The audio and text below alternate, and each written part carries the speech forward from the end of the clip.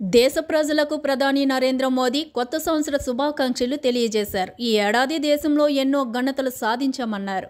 అభివృద్ధిని కొత్త సంవత్సరంలోని కొనసాగించాలని పిలుపునిచ్చారు. 2023 చివరి మన్ కీ బాత్లో భాగంగా భారత్ సాధించిన విజయాలను ఆయన గుర్తు చేసుకున్నారు.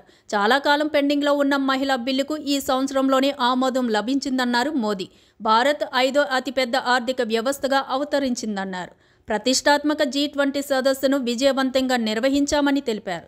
దేశంలోని ప్రతి ప్రాంతాన్ని అభివృద్ధి చేయడానికి ప్రభుత్వం కట్టుబడి ఉందన్నారు. నాటు పాటకు ఆస్కార్ అవార్డు దక్కడం దేశానికి గర్వకారణమన్నారు మోదీ.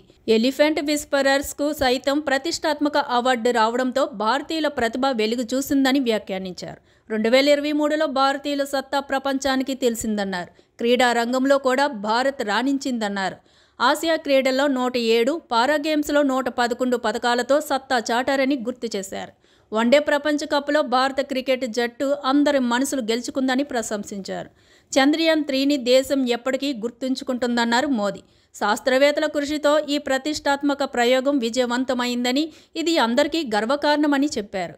ఫిట్ ఇండియాలో భాగంగా తీసుకున్న పలు చర్యలను వెల్లడించారు. ఈసా ఫౌండేషన్ వ్యవస్థాపకుడు సద్గురు జగ్గి వాసుదేవ్, భారత మహిళల క్రికెట్ జట్టు కెప్టెన్ హర్మన్ ప్రీత్ కౌర్, చెస్ దిగ్గజం విశ్వనాథన్ ఆనంద్, నటుడు అక్షయ్ కుమార్ తమ ఫిట్నెస్ రహస్యాలను పంచుకున్నారు. అయోధ్యలో రామ మందిరం ప్రారంభం కోసం దేశం ఆతృతగా ఎదురు చూస్తుందన్నారు ప్రధాని. శ్రీరాముడు అయోధ్యపై కొత్త పాటలు, భజనలు, కవితలు వస్తున్నాయన్నారు. భారత చరిత్రలో ఇది కీలక ఘట్టమన్నారు. ప్రజలు తమ సృజనాత్మకతను సోషల్ మీడియాలో యాష్ శ్రీరామ భజన్తో పంచుకోవాలని కోరారు.